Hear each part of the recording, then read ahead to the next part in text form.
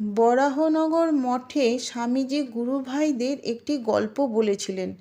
এক জমিদারের বাগানে দুটি মালি ছিল।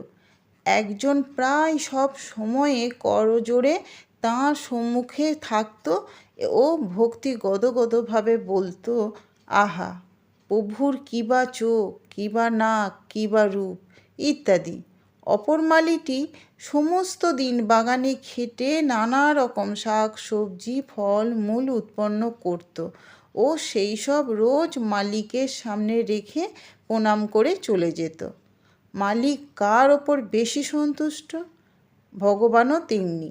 যে নিজের কর্তব্য কর্ম অবহেলা করে কেবল স্তব স্তুতির দ্বারা তাঁকে সন্তুষ্ট করতে চায়, তার চেয়ে যে তাঁর সেবাজ্ঞানে নিজের কর্তব্য কাজ দেহ মন লাগিয়ে সম্পন্ন করে, তার ওপরই বেশি সন্তুষ্ট হন।